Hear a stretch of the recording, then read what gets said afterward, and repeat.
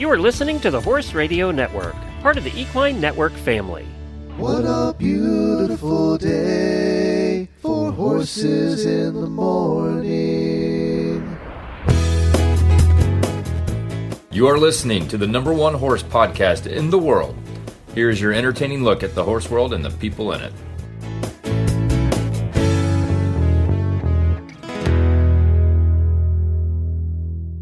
I'm Megan Brady, and you're listening to Galloping Getaways for Thursday, December 25th. As always, we are on Horses in the Morning every fourth Thursday of the month and cover everything equestrian travel. Brought to you by the Equestrian Travel Association. Merry Christmas, Horse World. Ride away with us on this special monthly equestrian travel episode, brought to you by the Equestrian Travel Association. Welcome to Galloping Getaways, the podcast that explores the soul of equestrian travel, where meaningful adventure, cultural connection, and uncompromising horse welfare come together. I'm your host, Megan Brady, equine wellness practitioner and founder of the Equestrian Travel Association. Each episode, we journey to remarkable destinations around the world, meet the people shaping them, and dive into what's responsible horse-centered travel truly looks like when it's done right. Today, we're traveling to Portugal to visit Dom Cavalo, a place deeply rooted in Lusitano heritage, thoughtful horsemanship, and intentional land stewardship. I'm joined by Anna and Naomi, the women behind an experience that values depth over display and connection over convenience. So settle in, take a breath, and join us as we ride into the story of tradition, integrity, and what really matters to travel in harmony with horse. Tune in and gallop away with us on Galloping Getaways. Today, I'm welcoming two women who each bring a unique and deeply informed perspective to the Dom Cavalo experience and to equestrian travel in Portugal. Anna joins us first, someone whose connection to horses, the land, and the day-to-day reality of Dom Cavalo offers a grounded, insider view of what makes this destination so special. Her work reflects a deep respect for the Lusitano tradition, thoughtful horsemanship, and the values that shape responsible equestrian travel. I'm also joined by Naomi, whose perspective adds another layer to Dom Cavalo's story, bridging culture, experience design, and the guest journey. Naomi brings a global lens to equestrian travel and a clear understanding of what today's riders are truly seeking: authenticity, welfare, and meaningful connection. Together, these conversations offer an inside look at what makes Dom Cavalo such a meaningful destination: the people, the values, and the intention behind every experience. Well, Anna, it was so wonderful to have you on Galloping Getaways on our podcast today. It's great to see your face as well. I missed you. I haven't seen you, since June when we first met? Couple months. Yeah, a couple months. I also thank you to be here and to see you again, obviously, in these months to see and know what you have been doing. And obviously, everyone will know what I'm doing here. Yeah, exactly. So we're just going to jump right into it. So tell me a little bit about your role and what sparked the vision at the farm. Okay, so we are typical Portuguese stud. Mm-hmm. That started in 1998, so many years ago. Basically, it started as a school, a basic school for kids to start riding. And then the owner is a visionary, and he's always thinking in projects and how to develop, always thinking on new things and how can he improve. And in this case, he focused on our breed, the Lusitano horses. Mm-hmm. So he has to focus on some things. And if you want several things at the same time, you lost the focus. So also he found some partners to breed. Mm-hmm. So we have two places where we breed. So basically we do it all. We breed, we train, and we sell worldwide Lusitano horses. Mm-hmm. We also have horses in competition. We have horses for all levels. So it depends on what people want. Besides of this, people started to request lessons to us Mm-hmm. to improve, to make kind of internships and things like that. And so, okay, we started to receive people. At the beginning, we didn't had accommodation. Now we have a small apartment, and I have a partnership with a farm, which is has a permaculture. Their meaning is all natural food, and it's like in a hill. So to rest, who wants to combine like both things, it's super. And we do another thing. We can go there and make a trail on that area. There's a river, and we have already explored that. So things have been developing. Yeah. Lessons, trails. And the thing is that usually people do trails at the forest. Mm-hmm. Trails, okay, maybe not at some cities, maybe at the world there will be something, but it's not very common. Mm-hmm. And at the beach, so we decided to do a different thing, which is mixing the trails with monuments. Mm-hmm.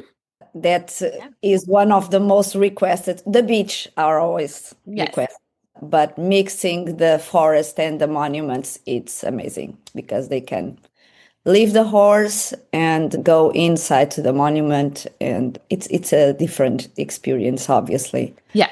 And I, as you know, I visited you and I got to have the whole experience, which was amazing. I got to stay in the apartment on the farm and I got to take lessons and I got to take that tour where we got to see the monuments, which was so cool.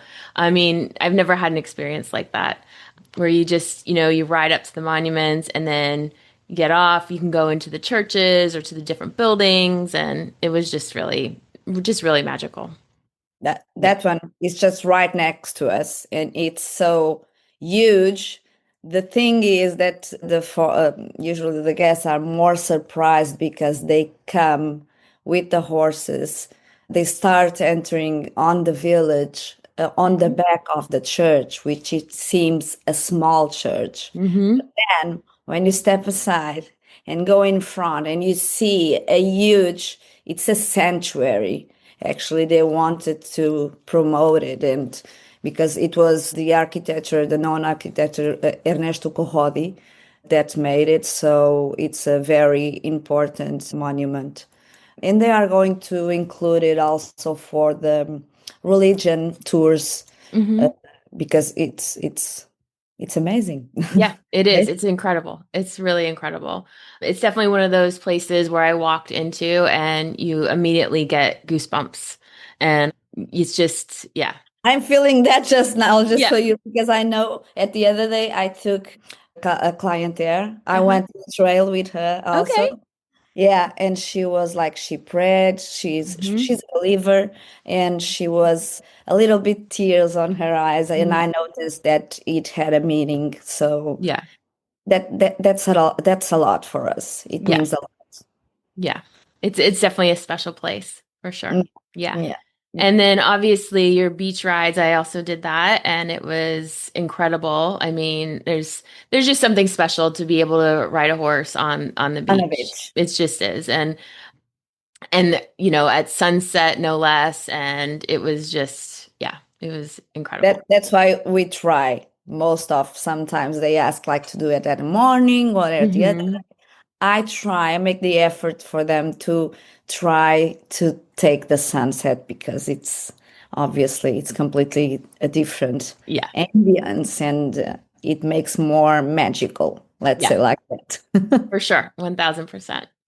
So what is it when a guest arrives, what do you want them to feel immediately? Because I know what I felt immediately, but I just want to know what your goals are when a guest comes to you. Well, first of all, before a guest arrives, I send a form so that they can fill, so that we can more or less be prepared for what are their goals, especially on writing their levels, their expectations. So I pass that info and give the form also to the coach, so that he knows what the client wants, what the rider wants exactly. Yeah. Obviously, the first lesson is always to see, but he knows already their goals, and that's a good advance instead of explaining everything. And the first thing is that they can feel welcoming because we feel like we are a family, we are a team that work. Usually, the customers say that you look like a family. And the good thing is that I felt like part of the family at a certain point. And we don't, obviously you are customers, but we do with pleasure. We are ourselves. We just try to please and do everything for the best, to have the best experience ever, obviously. Yeah. And that was definitely my experience. I definitely felt like from the moment I met you and the moment that we went out to lunch that first time to the farm, that you treated me just like family. And it was like a big hug. That's what I would say. As we say, we are huggers. Sometimes there are some foreigners that don't have our customs to kiss, to hug, to we stay in, as I used to say, well, we are huggers, so let's give a hug. Yeah. So tell me about your horses. Tell me about all the different horses that you have. I know that you have lesson horses and competition horses and breeding. How many do you have? Horses. What? Sorry? Therapy horses. Therapy horses. Also. Oh, yes. Yeah, I was almost forgetting that part of it. Yeah. That's why I said we pretty much have all, I think. Yeah, we have horses for lessons, especially for the daily lessons for the locals, kids or adults. Due to this breeding that most of the people doesn't know, their versatility can jump, they can do working equitation, they can do track, they can do dressage, they can do several things that other breeds are not so focused. So this is the oldest saddle horse in the world. It's a very interesting breed. So being so able to adapt to everything.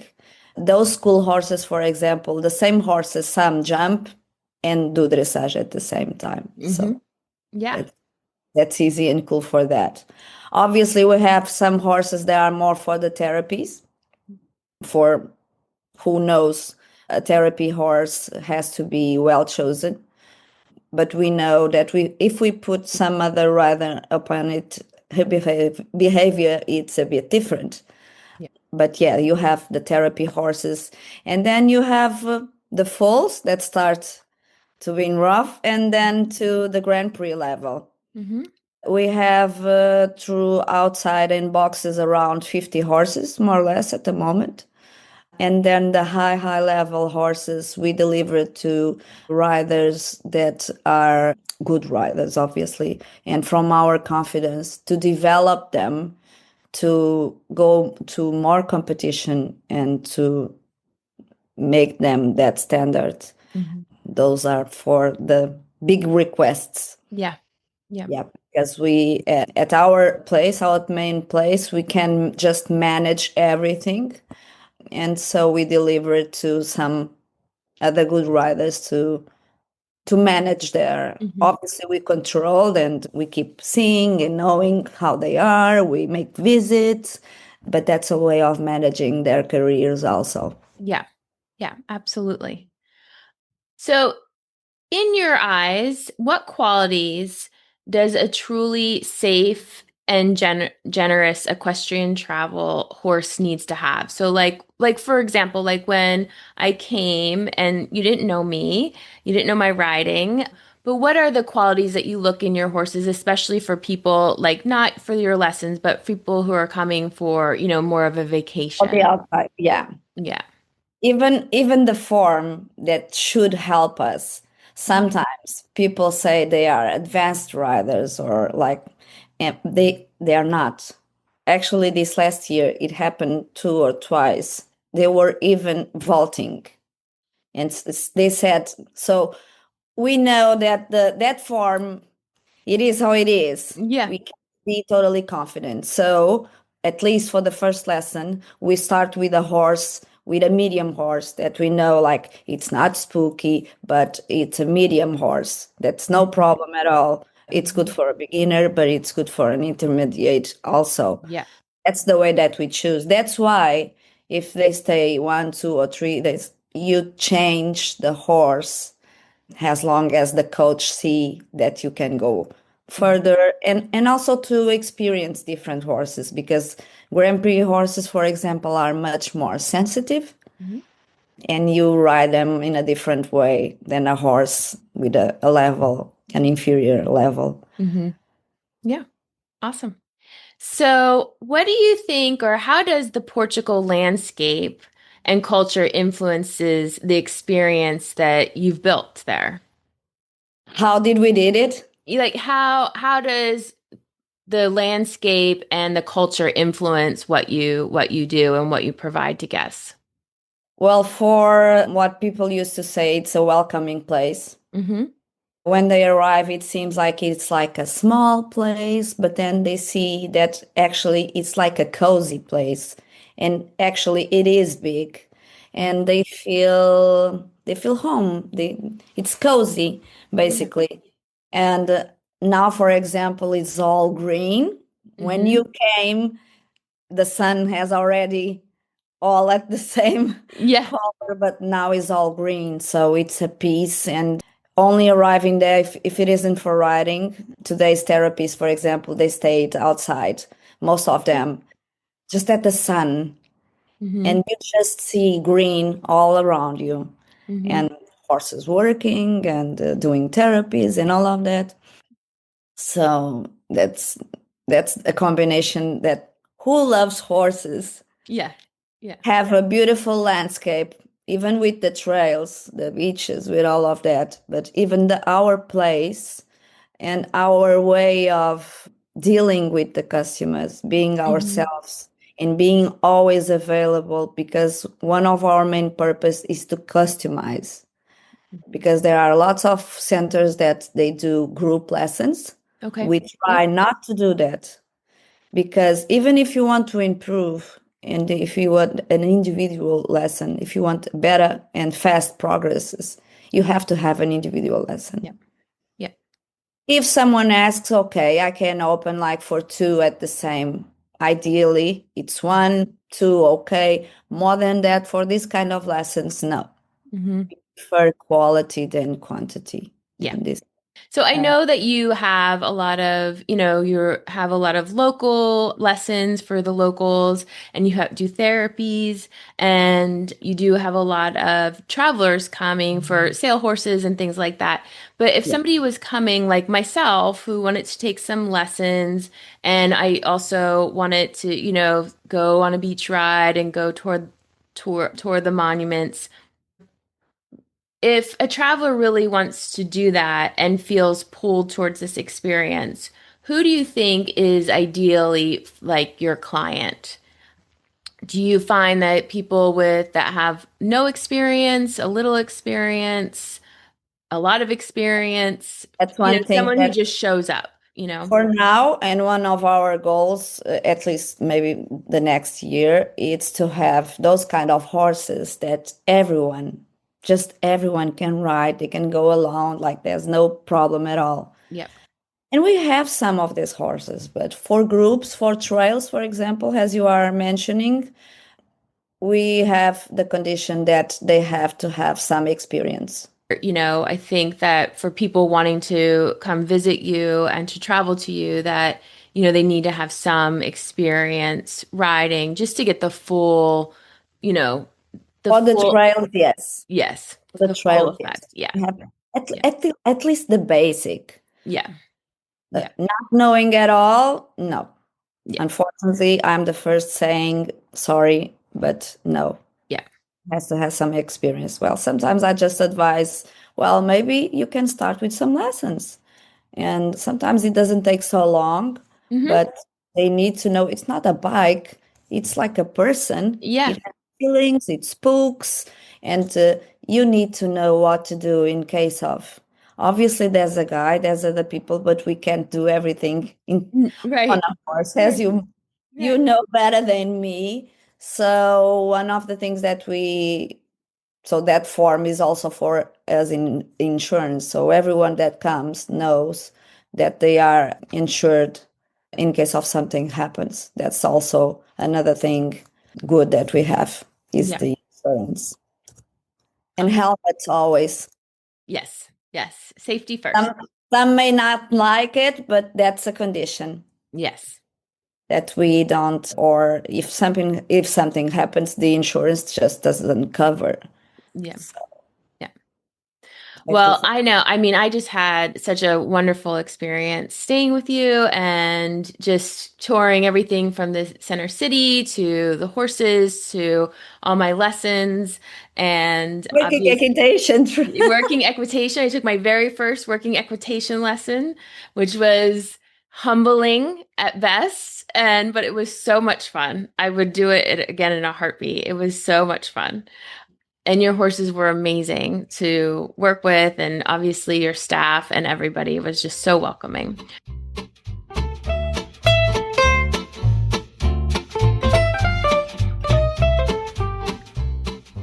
Well, welcome, Naomi, to the Galloping Getaways podcast. It's so wonderful to have you on our show and wonderful to talk to you again. We met in, June? And I just had a wonderful experience meeting everyone at Dom Cavalo and spending time with you and the horses, obviously. So it's just a joy to have you on our podcast today. No, thank you so much, Megan. It's a real honor to be on your podcast. And it was so lovely hosting you guys in June and just sharing our little corner of the world and our love of the Lusitanos with you guys. Yeah, it was definitely special. I was saying to Anna that it felt like it was like a big hug. A warm hug being there. That's great, because that's exactly what we want to achieve. We want you guys to walk away as friends. You know, we're a big family at the end of the day. We are a smallish yard in the, grand scheme of things. So everything that we do is very personal and very sort of unique and custom to each person. Yeah. So really enjoyed it. I love it. And it was it was a magical experience for sure. So tell me a little bit about how you got involved and your role there at Dom Cavalo. So it started with the move from Hong Kong. So 3 years ago, my family and we all moved to Portugal from Hong Kong, just for a better quality of life, a little bit more of a life-work balance. And before coming to Portugal, I didn't really know a lot about the Lusitano. So I was a lot more aware of the Andalusians, the Lipizzaners. But once you move to Portugal, and if you're an equestrian, the Lusitanos, they're going to come and find you. Mm-hmm. So eventually I heard about the breed and I thought, okay, this is amazing. And I've never ridden a Lusitano in my life. I don't know much about Iberian horses.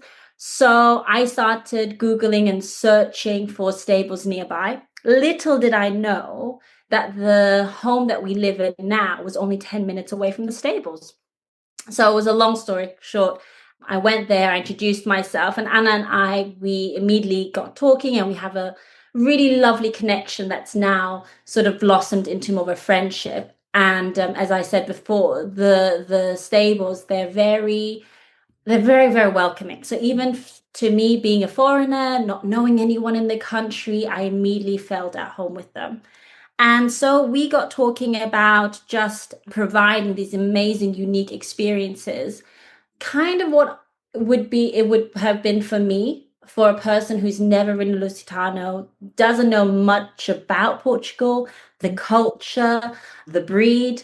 And we wanted to be able to share that same experience with the rest of the world, pretty much. Mm-hmm. So my role here now in Dom Cavalo is that I assist Anna in the tourism side of it. So what my role is I create packages. Mm-hmm. Some of them are like pre-made packages to make it a little bit easier for clients to find out what they want. And the other role I have is that I create unique packages, so custom-made experience, which is a very one-to-one tailored experience to make sure that we tick all their boxes, whether they've come to just enjoy Portugal and learn about the culture, whether, they've ridden for many years, but for example, they've never experienced the Piaffe and they've seen it on TV and they go, oh, I really want to feel what it feels like. Mm-hmm. So we custom the whole itinerary to them. And so I'm a little bit of Anna's, I guess, assistant in that respect. Yeah. Yeah. And I know for when I was there, I mean, that's what you guys did for me. And I just had a wonderful experience. I got to take dressage lessons. I got to take my first working equitation lesson, which was humbling and amazing all at the same time. And then obviously got to, go on the beach and tour the monuments. So I just got like the best of all the worlds while I was there. So no, it's really good fun. And it's fun for me, to be honest, to make these packages. I love it. I Because bet. it just challenges me and I'm like, what do you want to do? I'll try and tick every single box I can. Yeah, I love it. I love it. So what do you feel makes, I guess, feel genuinely welcome when you come there and even grounded in the moment when they arrive? Because as you know, like when you travel, especially from a different country, people can be anxious about that or a little nervous. And especially I know, traveling myself and traveling with other people get a very insecure about their own riding in front of people, especially in like a lesson program or riding in front of like professionals. So how do you make guests feel genuinely welcomed and grounded? Because that's certainly what I felt. So I would say we start off with trying to take over the experience from the beginning, from your arrival at the airport. So I know that a lot of people get stressed and they will call me up and go, oh, I don't even know how to get to your place because you're not in Lisbon, you're not in Porto, you're somewhere in the middle. So wherever you fly to within Portugal, we will make sure that we have someone there to pick you up, to take you straight to our place, to just take any of that stress away. And when you arrive, it's at the beginning, it's all about just getting to know you. So we give you a stable tour. We'll have a coffee and a tea with you. We talk. And I think right at the beginning, most people are nervous because they're not sure what to expect. So we make it very clear from the start of our stable tour where we'll introduce you to all the horses that you will ride, all instructors that will teach you, Danielle and Afonso, so that you start to get to recognize faces and you start to get to know the place and just feel a little bit more familiar with it, kind of like as if you were, going to a relative's home. The first day it's a little bit odd. You're not quite sure where everything is. We want to show you the place. So say, hey, if you want a cup of coffee here, if you want tea here, here's the tag. Help yourself. Like walk around, snuggle horses, cuddle horses, do your thing. It's fine. And I think in terms of riding in front of trainers, I understand. I think we all have it. Unless you're like an Olympic rider, but still, like our day-to-day riding, you're worried about being judged, and you're worried that you look a bit, odd on this horse. You might look amazing on your horse at home because you ride him every day. Now suddenly you're on a new horse, and it takes a little bit of time to warm up and get to know this horse. But I have to say that the beauty in one is the Lusitano breed is that they're just so forgiving and so lovely. But we do have so many different horses that cater to different individuals. So if we have a client come in who just wants to work on her confidence because she's had a bad fall in the past, we have specific horses that are there to help with that. And this is something that I do reiterate a lot, and it's that you don't have to be a great rider to come here. We have beginners that start on the lunge that come here. It's all about just getting comfortable on the horse, also getting to know the Lusitano breed and their versatility, their forgiving nature that they just generally have. I totally respect and understand the not wanting to be watched, but I have to say, we've seen all types of riders, from beginners, from kids to adults, to even myself. I fall off the horse, quite a few times. I've come off it left, right, and center. So they've seen it all. They've seen these plant. It's fine. Yes. I mean, that was definitely something that was, when I, signed up, I wanted to do it all. I wanted to have the whole experience with you guys. I wanted to take working equitation lessons. I wanted to take dressage lessons. I wanted to, do the trails. And I I will say though, doing the working equitation, because I've never done that, it was very humbling, and everybody made me feel just so welcomed, and so, what's the word I'm looking for? Just like no judgment, like laugh it off when you make a mistake, and just, you know what I mean? And the horses were so forgiving and just lovely to work with. And so and like you, I'll be honest, I've never really ridden a Lusitano before I got there, and definitely not doing a working equitation lesson for sure. So yeah, it's all brand new. And I mean, I love those kinds of experiences when, you're stepping out of your comfort zone, but I know that can be a little intimidating for other people. Yeah, and I think we also, I don't know if Anna touched on it, because we breed horses and we train them. We work with young horses all the time, and I think working with young horses, it humbles you. So no matter, what level of rider you are, when we're teaching, we know exactly, what it feels like. We know exactly the sensations. It's not, for us, riding young horses, it's a daily sensation. Yeah, exactly. So when you're planning a retreat or hosting guests, what details matter to you the most? I think one would actually be size of groups. I know this one some people probably don't think the same, but I personally believe that sometimes too big of a group, this is my personal opinion, certain riders can get lost within the group. Mm-hmm. So and this is from personal experience when I joined a large group, and I had a friend riding with me who was a lot more quiet and a lot more shy. And when we would go out on a hack and she felt uncomfortable, she didn't feel like she could tell the guide that she didn't want to canter. She didn't feel like she could tell them, can you slow it down? Because some other riders were a lot more confident, and they were like, no, we want to canter, we want to keep going. Yeah. And so for me, group size is a huge thing. We normally work with, I think the maximum really would be between like 4 to 5 would be the biggest sizes that we do. And that's just to make sure that we can cater to everybody and make sure that every person's riding goals can be met and that nobody gets left behind or forgotten. Mm-hmm. And I think the details also are in our cultural experience. I think it's always a shame for people to come and to just ride a Lusitano, great, get off, and then just sort of go back to their hotel. Yeah. For me personally, I'm like, no, let's go and have a coffee, let's go have a tea, or go to a nice restaurant, enjoy some Portuguese food. For me, the Lusitano, it's part of their culture. It's part of the Portuguese culture. Mm-hmm. So it has to come in a package. So personally, I always think that it's one thing that we in Dom Cavalo really try to embrace, is that when you do come to ride with us, we then have castles, we have monasteries, and we want to show these to you as part of the Portuguese culture experience. Yeah. I mean, that was definitely a highlight of my trip too. Of course, I want to see the country, and I want to learn more about Portugal when I was there. And the fact that I had the tours outside of the horses and just really got to experience, like you said, like going out to dinner with you guys, and even having our family dinner the night before we left, and just really getting to know you and the staff.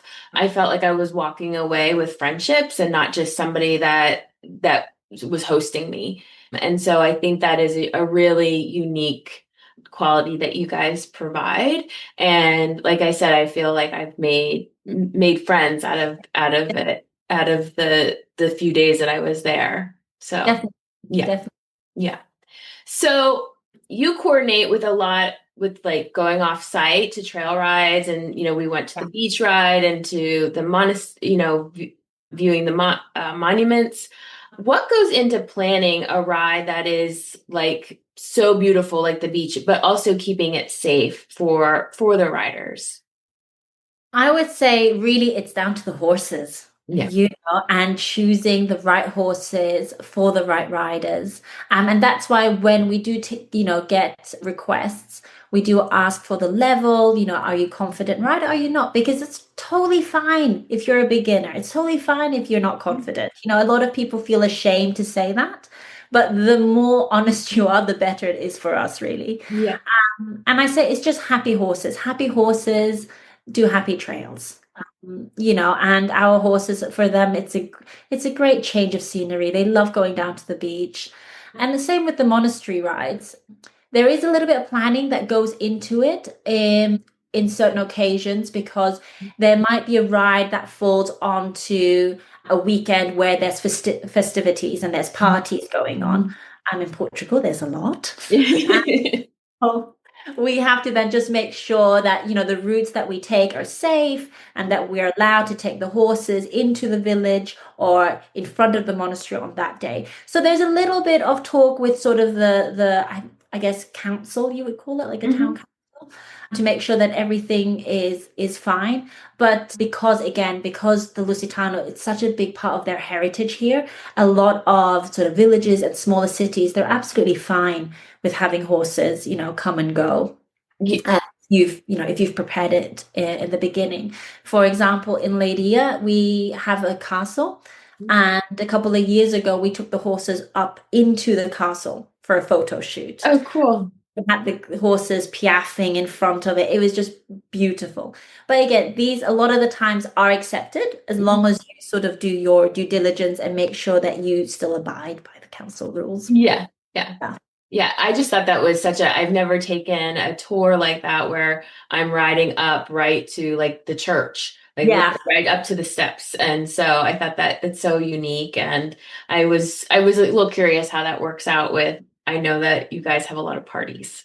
Yeah. The Portuguese love to party. I'm for it. I'm all for it. It's great. So what was one of your favorite trails or moments that you've had with guests since you've been there?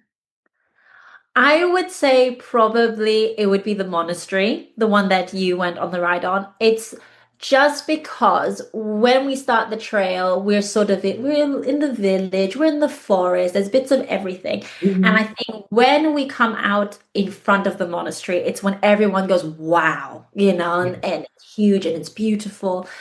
And I think the look on everyone's faces is what I love. I always sort of glance back to just see their faces, and it looks amazing. It's really, and the fact that we are riding the horses on these cobblestones leading up to the monastery, it has this really sort of ancient feel to it. Yeah. With the noises of the hooves, I love it. And then, once we get to the monastery, some clients like to jump off and go inside for a few minutes, visit it.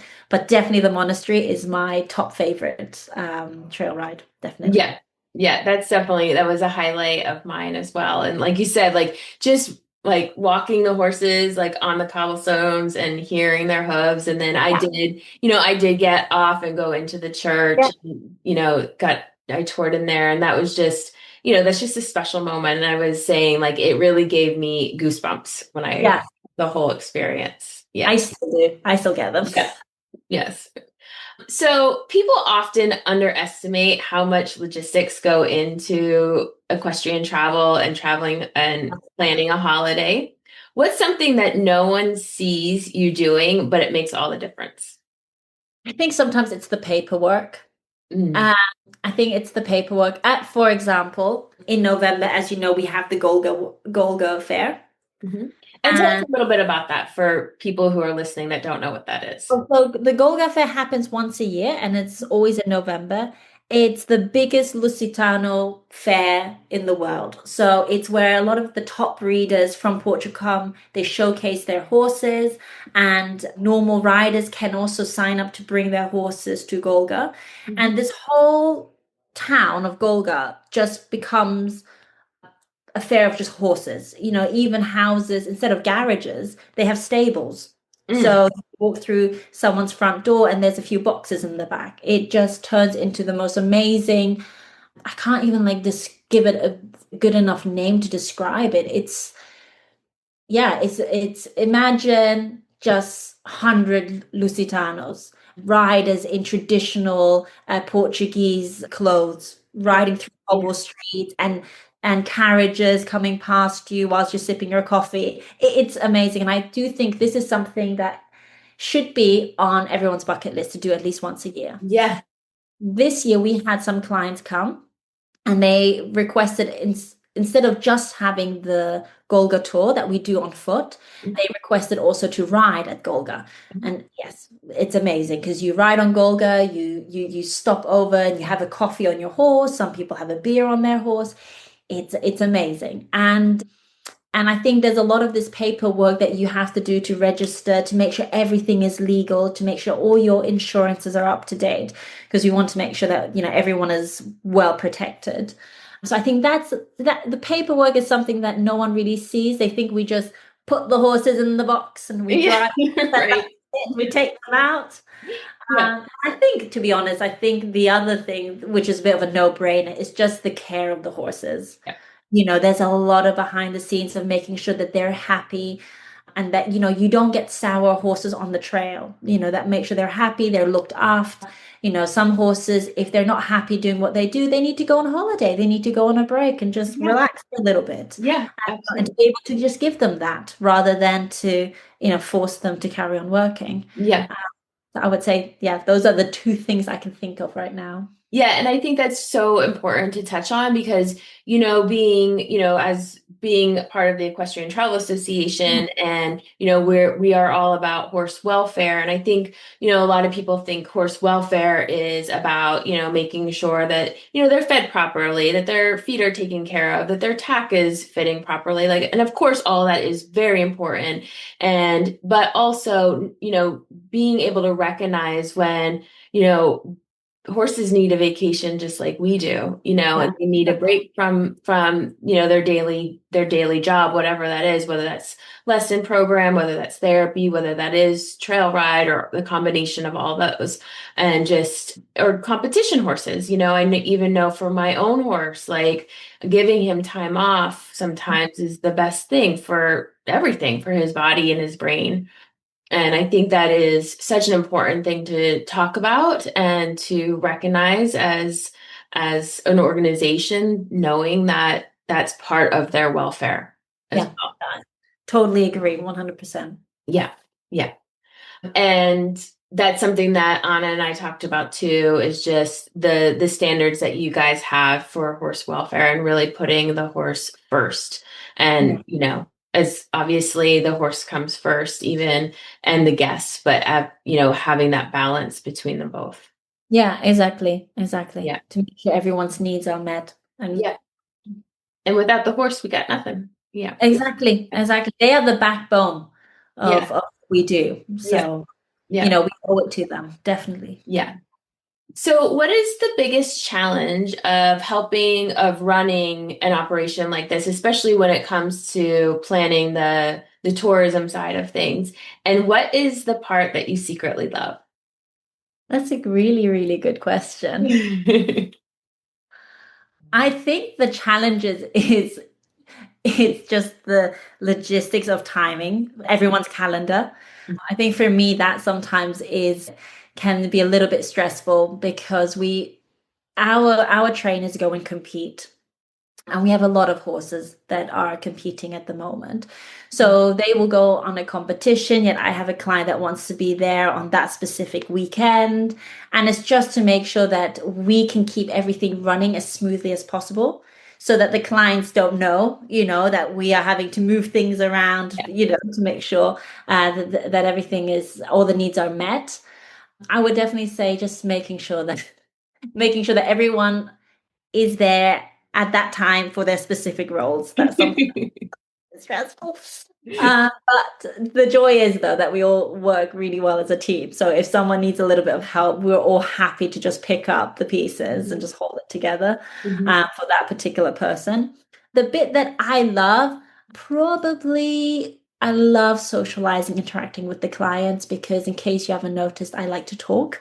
So I love talking and taking them out for lunches and dinners. I think the first lunch is probably one of my favorite. The first and the last meals are my favorite. The first meal because I get to know them a little bit better, and a lot of the time our lunches at the first day, it might just be myself or Anna and myself. So we keep it very small and very intimate so that we can really get to know the person. And then towards the end, I love it because it's what we did for you during your stay. We turned our tutulia, which is like a little small Portuguese clubhouse. Yeah, it was great. It was so fun. We turned that into like a tapas night where we have chorizo and all, lovely Portuguese food and laid out. And I love the last meal because it's a time where we've all gotten to know each other over those couple of days and friendships have formed. And that's when the whole team, we all come and share a meal together. And I love that because, for example, Danielle, he didn't just become your trainer, he now became your friend. Exactly. That you can keep in touch with. Yeah.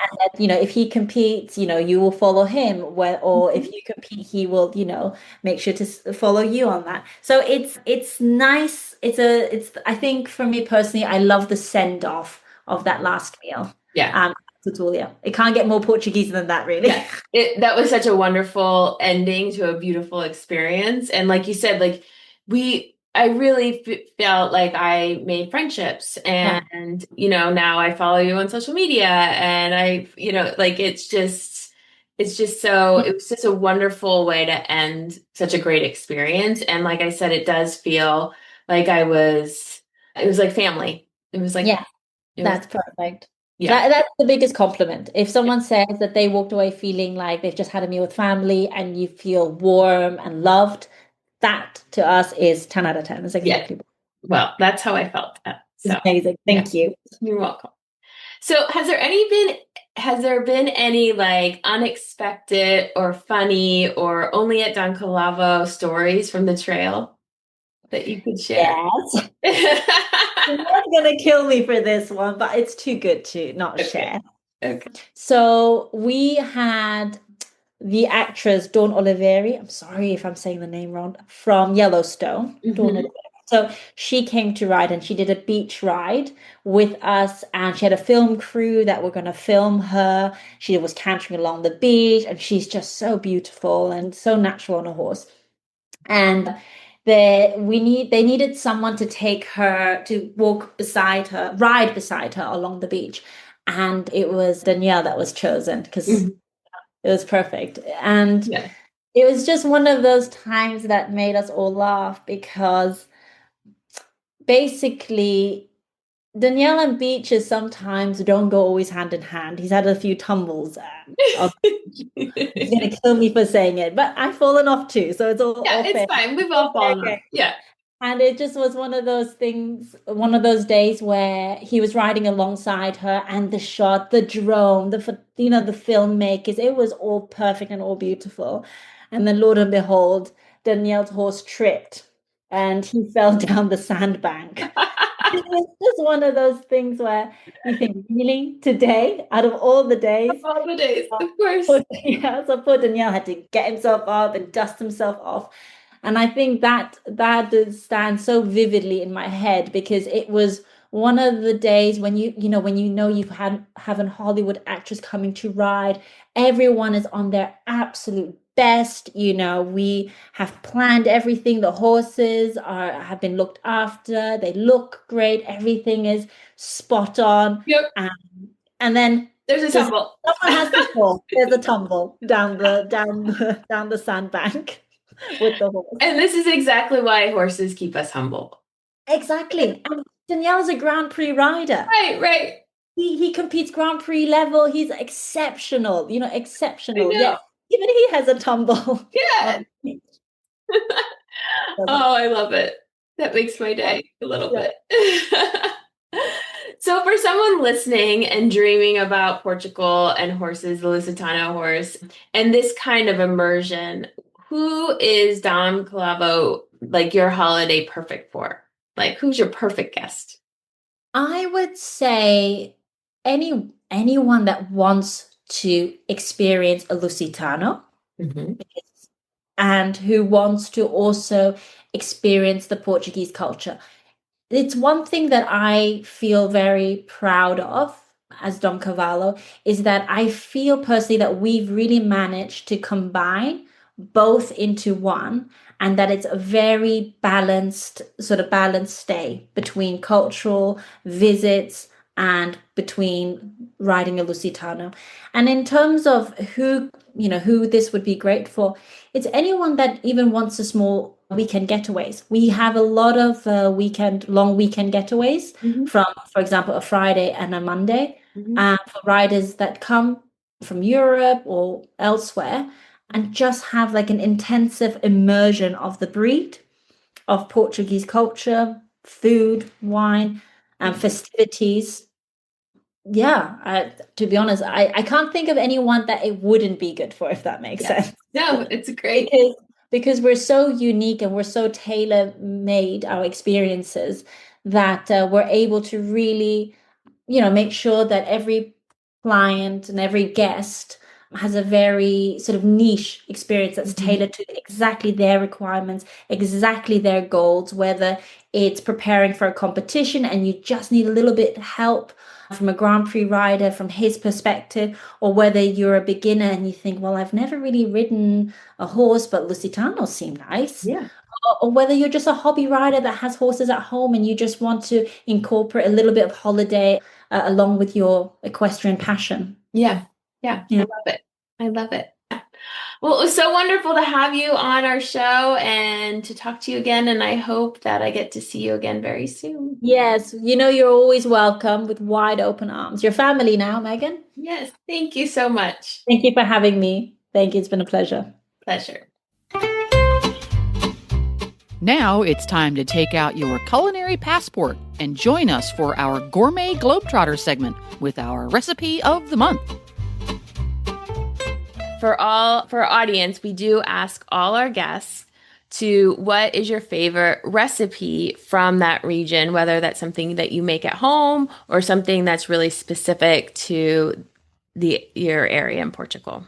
It's the first thing that comes up in my mind now, because at Sundays is when I went to my parents' home, and it is basically it's boiled meats with cabbage and several, like you called chouriça.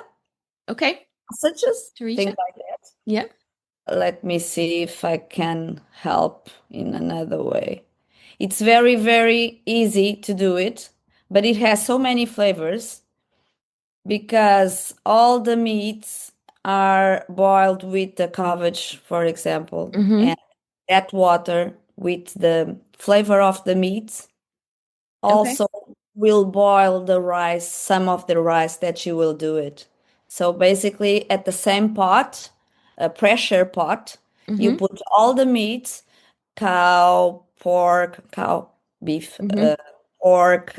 There are people that put chicken, but that's not much common. Okay. Usually it's beef, pork, chouriça, things like that. Those kind of tapas that we do in Portuguese. So basically this is a Portuguese stew. Okay. Potatoes, all of it. And then you take some of that water and boil some rice, and the rice will also have the flavor of the stew. Yeah. So it's awesome. Oh, that's a great recipe, especially for this time of year. Yeah, exactly. It's getting chilly and you need something a little warm and hearty. And you can also do a soup after this. Oh, okay. Yeah. Yeah, with the leftovers. Yeah. Obviously, you may join more water, but the flavor is there. You can join some spaghetti, for example. You have some small potatoes and the meat, and you can have like a soup. Okay. Of it. That sounds yummy. Of the flavor that it has. Yeah.